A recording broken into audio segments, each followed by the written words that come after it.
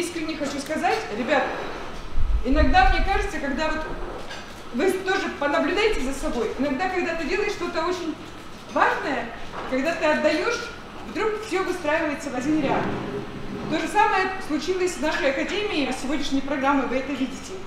Я очень долго ждала, и никак не могли мы в СМД пригласить Чоротыгина Рая, и он оказался сегодня свободен.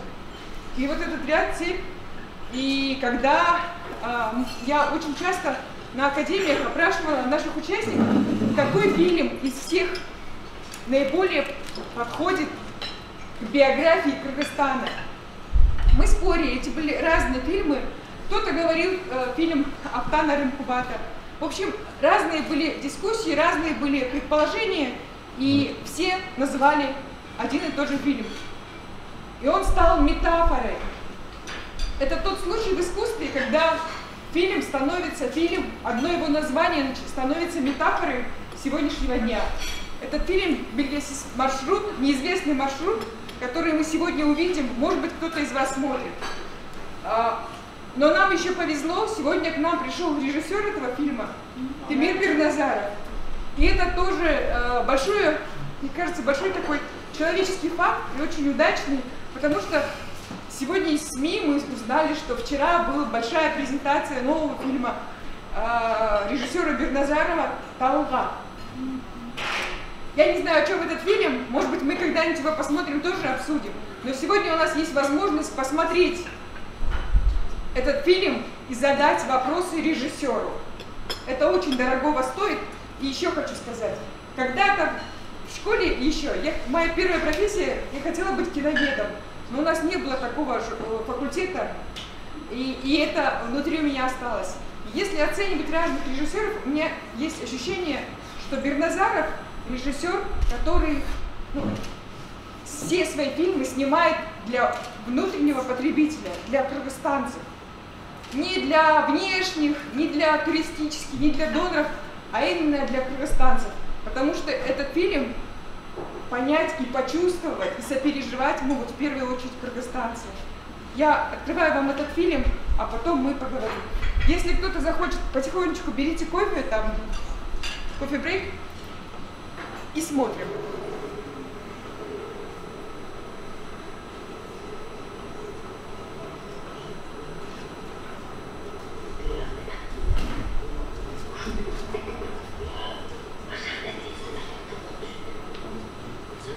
Ты идешь туда на месте? Мама, я не поняла, когда давай перепустим. Просто дальше.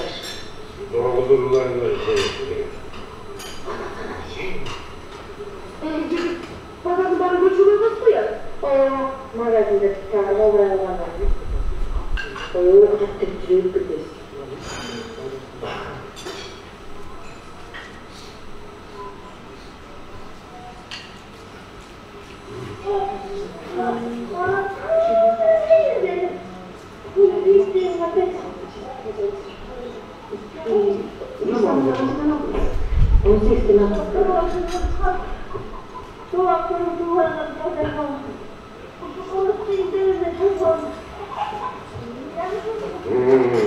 Ошондой, биздин маркыбызды өлгөндө гана билесиңер. Апа, муңуз көрдүңүзбү? Сен аны кайдан билбеген экен? Кыргыздар билет да. Жапонда кудей? Канча калдыңыз? Өтө эле кичине келесиз. Октору ким көрсө болду да.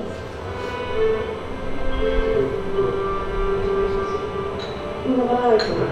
Эстесиңиз? Ошентип. Сип коебуз.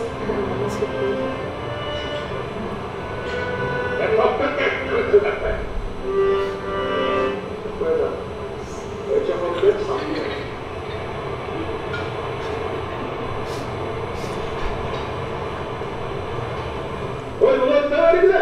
Kendine kes kolkası görüp bak. Çok ağır.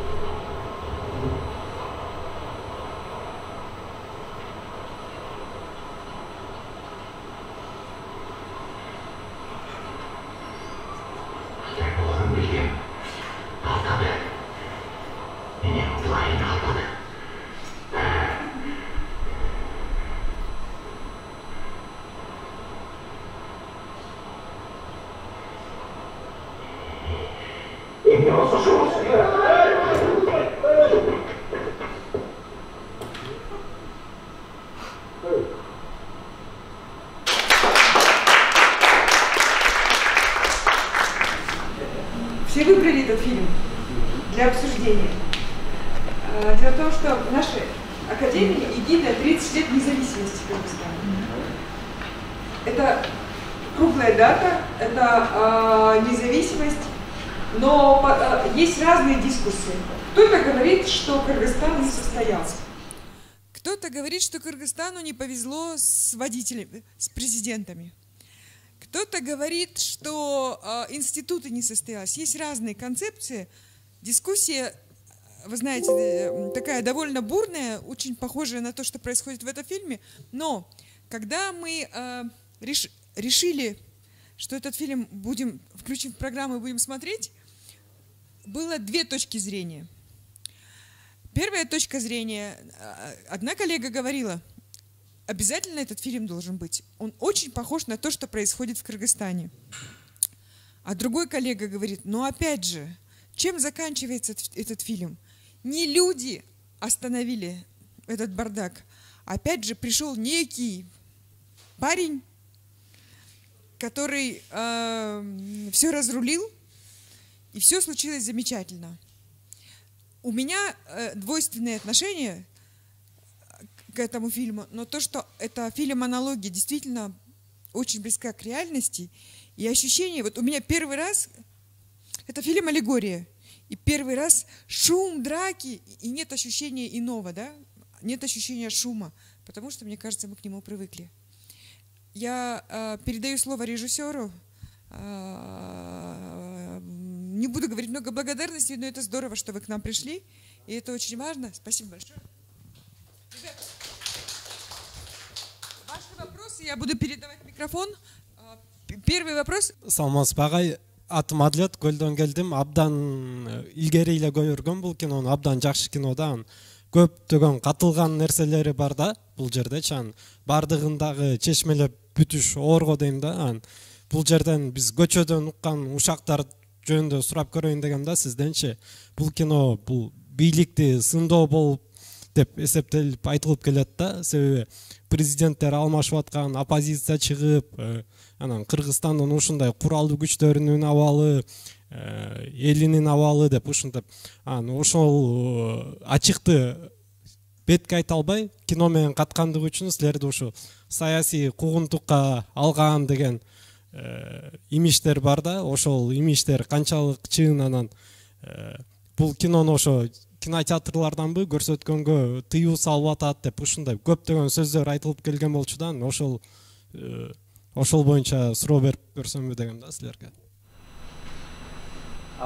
Негизи ошол учурда, ошол саясий учурда мамлекетибизде ачык чыгып ачык айткандардын баарын мисалы Сырга кабында билесиң, 27 жылды чактап для того, что просто өлтүрөлү деген да. Далай журналисттер түрмөгө турган, ошол эле дабирөнү Алматыдан ыргытып ийишип, ушундай эмелер көп болгондо, ал убакта ачык айтышы оор болчу да. Ошол бийликти сындап, же болбосо ошолордун ошол убакта системаны, саясий системаны сындаш өтө кыйын да. Анан искусствода негизи искусствода философ Эзоптун тили деп коет, билесиңер да, Эзоп деген ким болгон? Билесиңер да, Эзоп деген мындай да, эзоповский язык деп коет да. Бул кыргызча айтканда ереген сага айтам, келиним сен ук деген да. Ну вот такой вот подтекст менен, эме менен, Эзоптун тили менен айтасың да. Муну түшүнгөн киши түшүнөт, интеллектуалдар түшүнөт, мындай. Бирок сен бул жерде мындай хитро чыгып кетсең да болот да, мындай. Факт жок да тиги жерде. Сен бирөөнү айткан жоксуң да, туурабы? Вот ушундай бул просто ошол убактагы муктаждык болчу да, ушундай айтканга мен муктаж болчумун да. Тем более бул мамлекеттин акчасы болчу да. Ошол убакта мен айтайын, менин болгон эмесин айтып берейин. Анткени ошол убакта бул сценарийди бергенде бизден көркөм кеңеш деп коет. 9 кишиден турганда ошол акчаны бөлүп беришти, сценарийди бересиң, анан ошол жерде абсурд айтып кетишет дагы, кол көтөрүп, анан көпчүлүк эме болсо акча бөлүп. Ошол учурда биздин көркөм кеңештин төрагасы Болот Төлөн Шамшиев. А киши Бакиевдин советниги. Түшүндүңөр, 4 жыл өтпөй калды. Сценарий 4 жыл өтпөй калды. Анткени Болот Төлөн айтты. Эмне үчүн туманда кетип барат? Биз собсон эле кетип баратабыз. А эмне үчүн бул водитель ууру? А мен мындай дедим да, эмне үчүн сиз бул кимге окшоштуруп атасыз? Водитель кадимки эле десем, өзү мындай эме болуп калды да. Ыңгайсыз болуп калды. Андан кийин болду, анан 4 жыл өткөрбөй коюшту. Бирок баары көпчүлүк өткөрөт. Но Болот Төлөн төрага катары өткөрбөй койду. Анан мен алар айткан замечаниянын баарын бүт оңдоп, бирок оригиналды калтырып койдум да сценарийди. Анан макул дей бердим да, акырында ушул эме болду. Өттү, бирок ошондо дагы 2 ай 3 ай кармады. Эми ачыгын айтышым керек, ошол жерден дагы бир азыркы ачык яры саясатчылардын бири ошонун жардамы менен мындай эме болду да. Мадумаров жардам берди. Ийгиликтүү ушул фильмдин ишке ашышы ошол кезде. Хотя Мадумаров деле ошол жерде каршы болсо болмок, анткени ал киши бийликте отурат. Ал киши мага ишенди да, ошондуктан ишке жардам берди, ошол менен каражатты алдым. Ал анан кайра баягы биринчи вариантына келдим да, анткени уже колума тийди. Все, уже площадкага мен тартып аткан жерге барып атты. Советтин или там эмне. Ал жерде кайра первоисточник источникке коет, биринчи сценарийни ошонусун бүт фильм бүткөндөн кийин дагы бир окуяны айтып берейин да. Фильм бүттү, журналисттер биздики баягы көпчүлүк түшүнбөй калды, түшүнгөндөр боюнча журналисттер расшифровка кылып жаза баштады. Bir günü Aslıbek Özbekov, Aslıbek Bayke Özbekov, композитор, как раз эместемет и рөлдөрүн алган. Ошол айтып калды. Темир абайлап, сенин артыңан түштү, уже интервью бергенде абайлап берди. Буквально 15 мүнөттөн бери жигит келди, жаңы. Что-то слишком мындай эме болду. Плотный, подозрительный көрдү да. Тем более Aslıbek Bayke айтып калган, анан келип жаңы газета, жаңы журнал ачып атабыз, ошого интервью деди да. Анан эмени коюп койду. Диктофону коюп койду да, анан суроо берип баштады да. Ошо биринчи водитель ким, экинчи водитель ким. Кстати, бир эмеси бар болчу. Экинчи водительде бирөө айтат да, мына жаллап аттым, банкын уурдаган мен билем деген сөзү бар болчу да.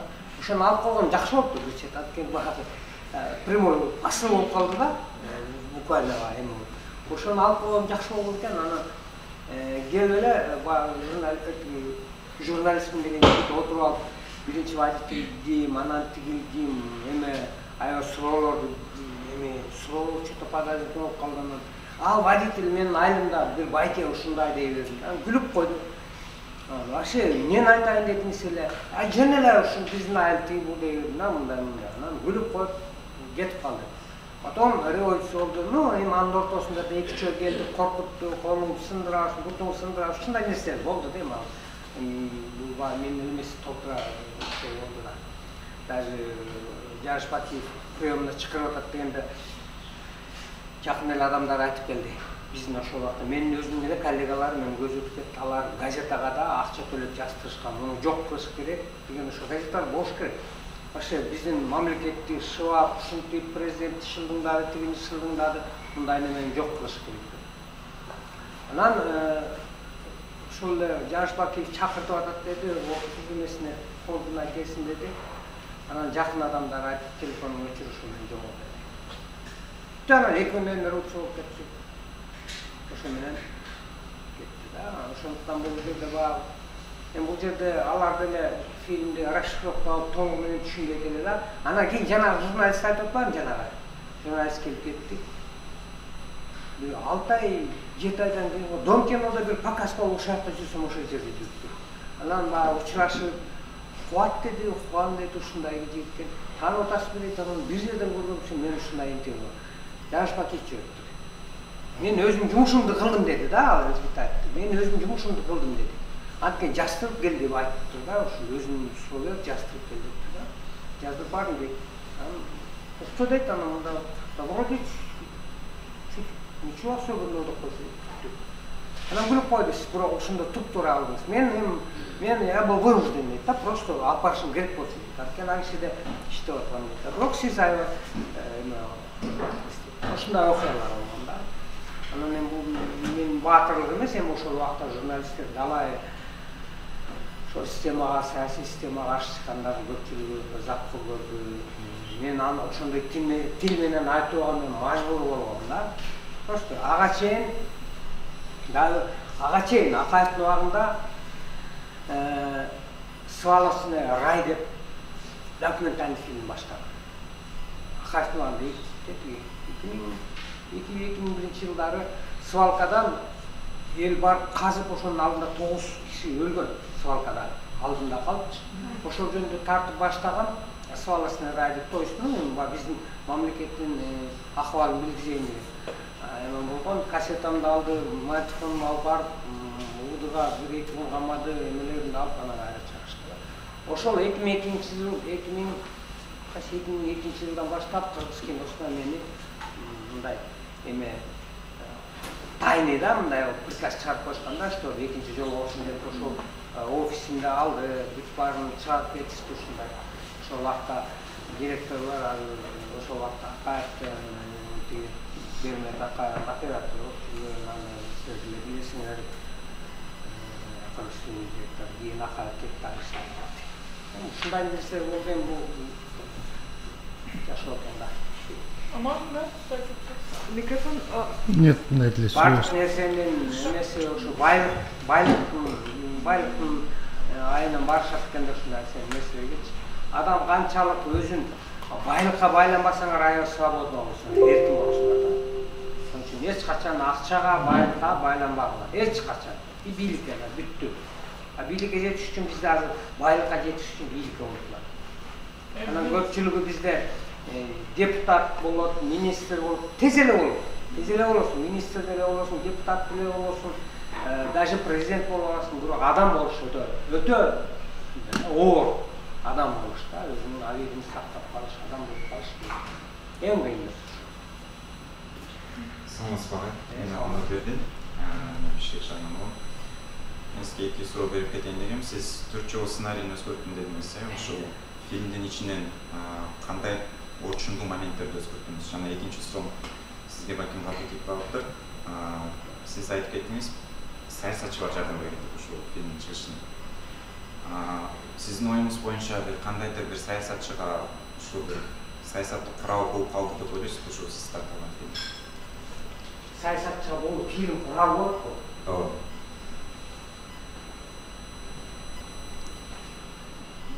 Бул элдин куралы го дейм. Эл наоборот силер мындай элди мондай деп эл көргөзүп, саясатчыларга жакпайт бул фильм. Бирөөнө да жакпайт.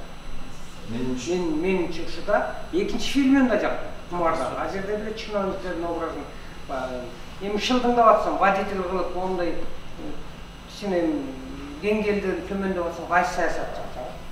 Сиз атап кеттиңиз ошол үчүн сураттам Адахан Мадумаров деп. Эми ал киши деле баягы мындай сценарийге эме алган жок да. Окуп же болсо эме алган жок. Ал просто чыгармачылыгында мындай жардам бергиси келди. Как у секретаря. Менин деле мамилем жок болчу, просто баягы мындай жардам бергиси келди. Менимче да, баягы мындай деле ал өкмөттүн деле мындай жакын мамилеси жок болчу. Бирок ошол моментте ошол мындай жаңы жаш таланттарга жардам бергиси келди. Ушундай анан ал Адахан Мадумаров эмне кылып колдонот эле ал өзү бийликте отурат. Бул фильм үчүн ал наоборот госсекретарь катары наоборот получил бы по шапке. Я думаю, правильно? Он же должен контролировать, кандай фильм болуп атат, эмне журналисттер болуп атат, эмне кандай жазып атат, кандай чыгарма Анткени госсекретарь бул мамлекеттин идеологиясын теске салып тура турган адам да, направление. А бул болсо наоборот ошол убакта системаны, мамлекеттик системаны, мамлекет башчыларын сындап атса. Сиз 4 жолу сценарийди өзгөрткөн бул кандай болуп түшүндү? Жок, мындай, жана айтпадым. Өзгөргөндүн баары кетти корзинага. Деп мусорго кетти да. А бул болсо биринчи именно да. Жана эмне үчүн өзгөрттүм деп аткан Советте, например, айттым го болоттон сен ал гос эметиги советник отурду да.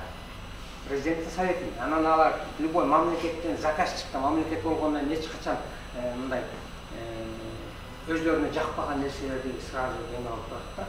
Шунун да, жаман жагыбызды көрбөспө, гүлдөп атабыз, өсүп атабыз, биздин экономикабыз укмуш, политиктерибиз укмуш дейт да. Мындай терс көрүнүштөрдү жок. Мен болсом дагы бизде укмуш болуп атабыз. Самолет, автобус эмес, самолет менен учуп атабыз деген сыяктуу нерселер жаздым. Ең болса бұларын арады. Жоқ. Бюджет қанша болды десіз? Бай күні көрдім, бюджеті қанша болды. Көрсе, мұрын башқа бюджетті айтып берді, байын азын мен өзім башқа редактор болып қалдым да. Архивтерді қасуатып таға алдым да. Бюджеті $27,000 үшінде болды. Амаға айтып тұрышқан, біздікі официальный бай чиновниктер $49,000 кетті. Менің тияқтағы реально алған, бұға алған гонорарын 24,000 сом екен. Сом. 24,000 сом.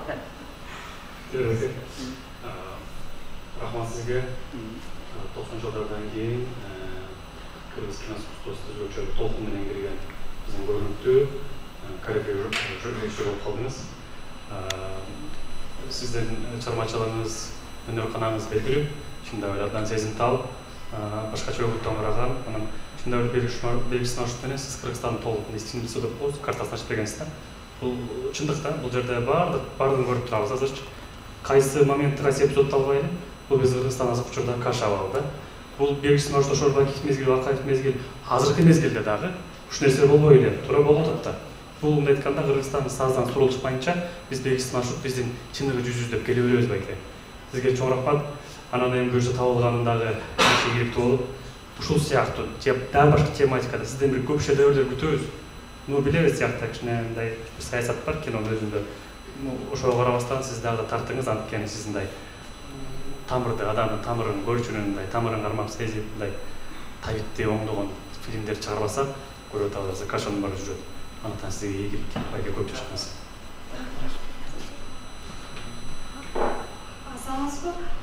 Мен мындай суроо бергим келип турат. Бул фильмде 14 жыл Англияда жүрүп келген Үмүт башкы каармандардын бири болуп жатпайбы? Ушул Үмүттү батыштан окуп келип деп тандап алган себеби ошол учурдагы жана 21-кылымдын кадрлары деген сыяктуу биринчи бүтүрүүчүлөр келип, ошолорго болгон ишеништен тандап алдыңыз беле же бир бул башка бир себептерден ушул батыштан окуп келген адамды деп тандап алдыңыз беле?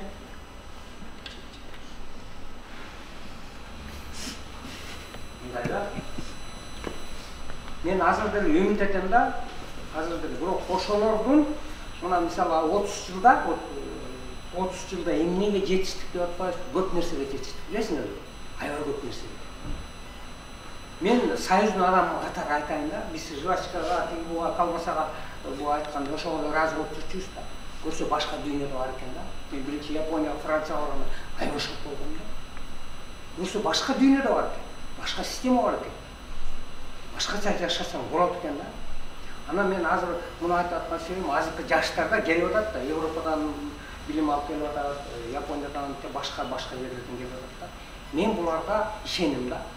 Бүттү биздин поколение уже өзүн уже кетип баратат да. Булар кетип баратат, потому что мындай да биздин убакта мен эми орой грубо эле айтып берем, бизде баягы холодильникке жетпеген адамдар болгон да. Анан конечно эки Мерседес, 3 этаж үй салса, бүттү биздин мечтабыз дейт да. Ал поколение кетет, абсолютно башка поколение болот да. Мына силер поколенияларда булардын көз карашы башка. Эртең күнү Америкага кетет, бүрсү күнү Кытайга барат, булар үчүн проблема эмес да. А биз үчүн тиги нарындан бул фрозенге келиш проблема болчу. Аябай чоң нерсе болчу да. Ошондуктан силерде мындай мировоззрение, дүйнөгө көз карашыңа такыр башкача да. Азыр мезгил өзгөрүп атат, адамдар өзгөрүп атат. Анан азыр саясий система дейсек, экономикалык система, в основном саясий система, мамлекеттик түзүлүштүн баары азыркы поколениялардын требованиясына жооп бербей калган. Не только силерде, Америкада деле ошол, Европада деле баардык жерде эле эме болуп калды да, баары. Кандай десем, жооп бербей калды да, мурунку системанын баары башка болот. Менин ощущениемде эми баягы анткени кээ-бир айтат, мен көзүң ачык дейт. Жок, көзүм ачылып аткан, анткени ошол поколениянын жашоосунун требованиясын көрүп алып, ошон үчүн ошолор аркылуу анализ жүргүзөм да. Мына азыр заманды өзгөртө турган силердин поколения бүттү. Уже силерди эч ким токтото албайт. Мынакей азыркы поколенияны көрүп атасыңар, мына мурунку саясатчылар. Эч кимиз чыкпай калды акыркы убакта. Бүттү алардын энергиясы бүттү. Башка генерация, башка поколение келет. Эми бул жашоо. Ушундай. Саламатсызбы? Сизге чоң рахмат. Сизге рахмат. Менин атым Касият. Мен бул кинону азыр көрүп жатам. Чындыгында эле бул болуп жаткан окуянын качысы да. Бул жерде эч кандай иштегени жок.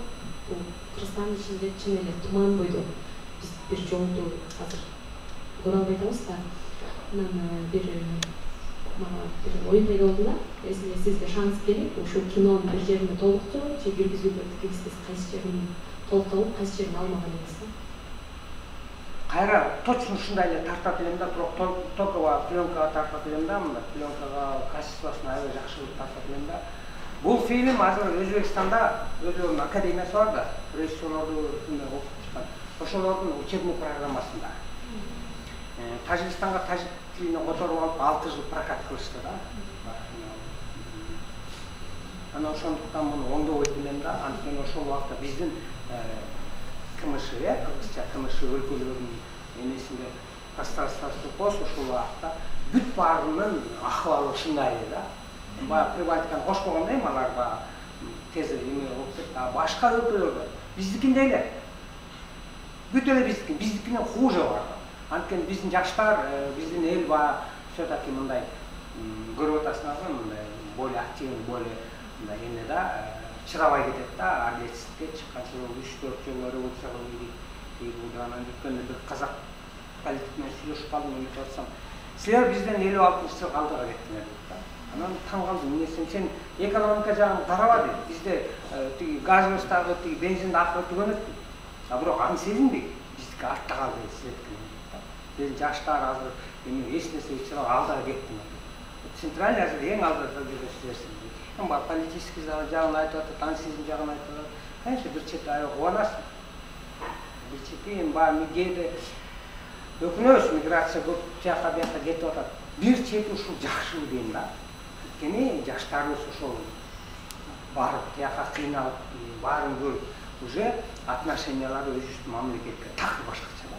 Мамлекет такыр башка болуп кетти. Бул жерде чыккандар патриотический отношение кылат. А башка жака келгенде уже патриоттор такыр башкача.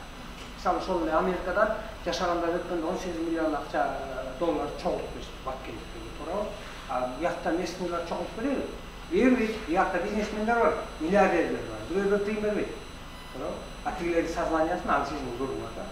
Вот ошолор керек, мына силердин поколение бүт келет. Мына эч ким кутула албайт.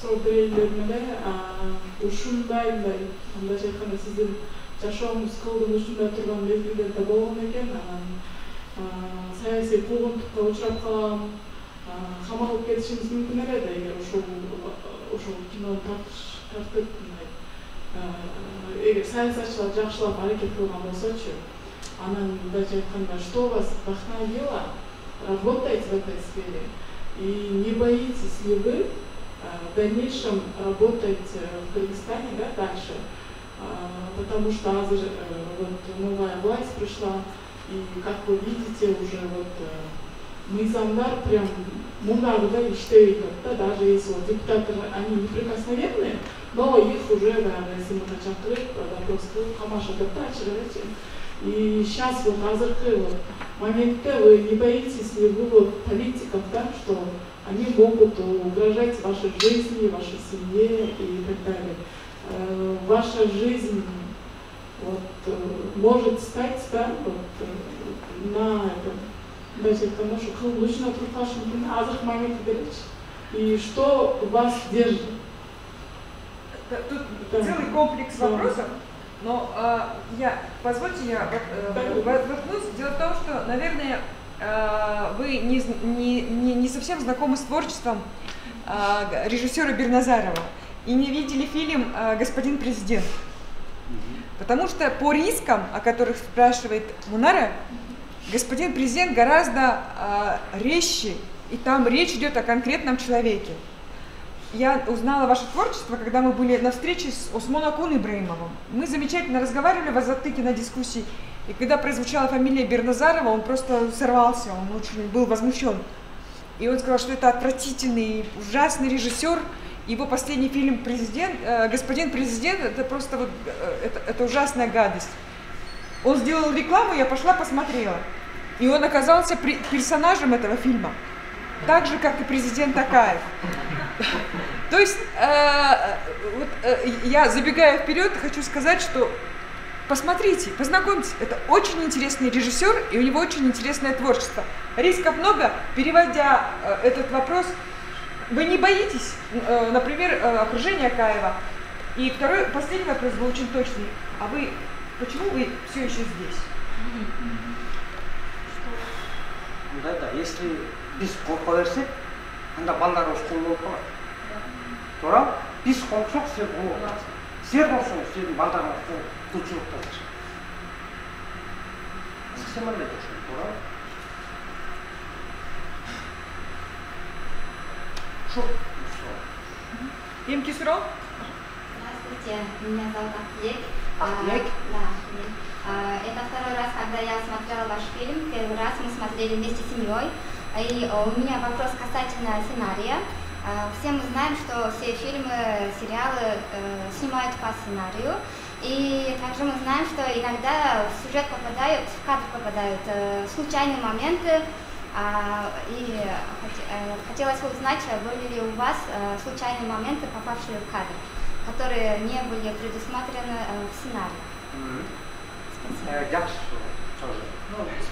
Вообще, мен өзім жасқанда бір политический проблемный, да, мен коллегаларым проблемный режиссерді біліп қойшады, да.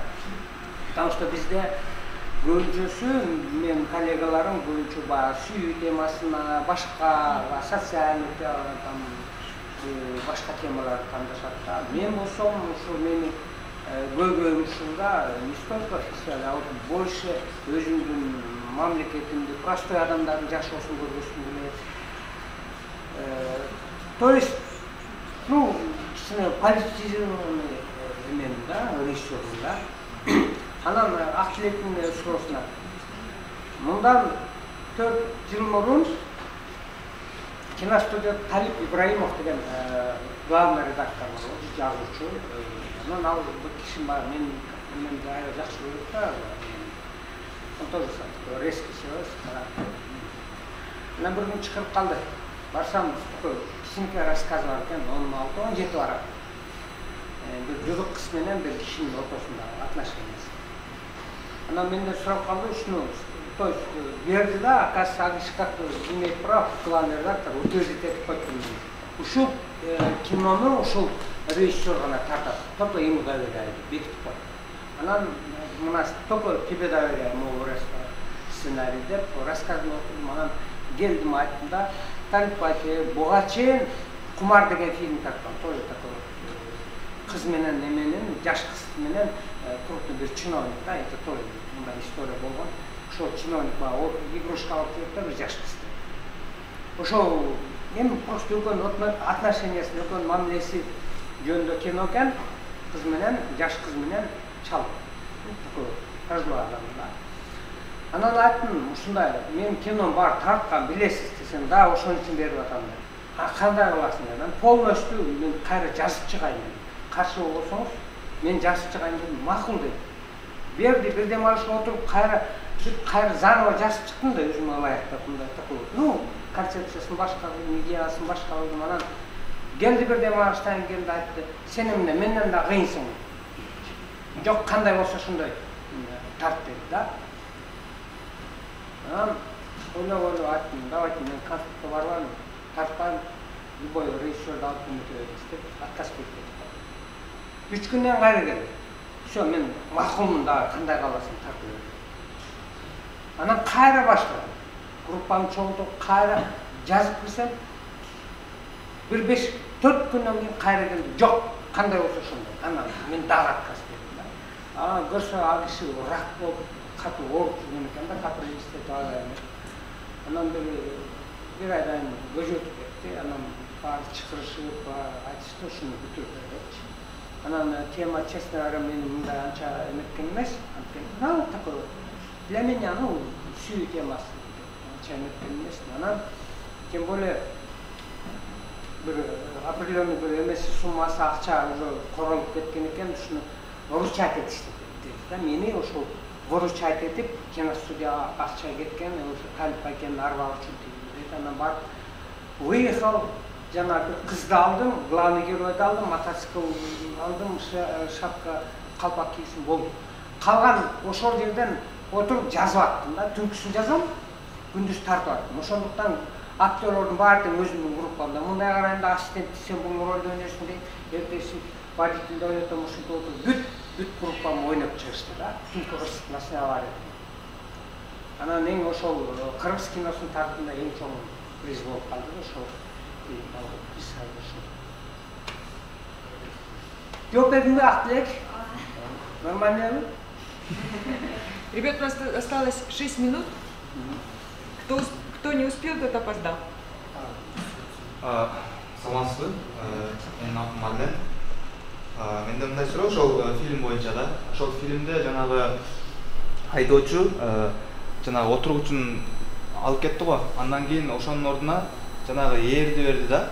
Анан ошол ээрди берүүдө кандайдыр бир мазмун, маңыз жатабы же ал жөн гана ошол орундукка мындай альтернатива катары эле колдонгонбу? Мүмкүн болсо ошонун маңызын айтып бересизби?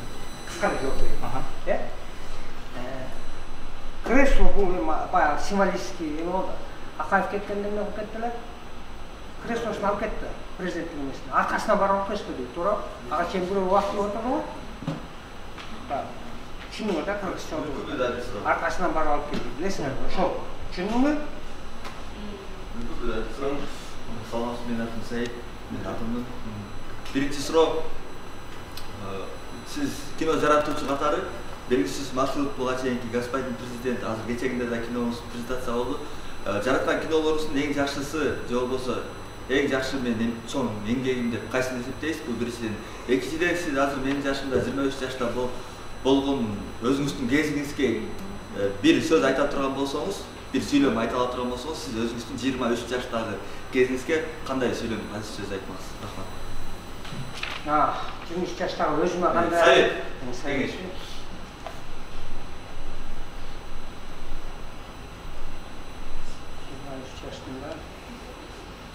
кандай эле? Не останавливайся, продолжай тоже. Туура эле, ошондой эле, кандай болсоң ошондой. Өзүңдү жоготпо да, главное өзүңдү жоготпо.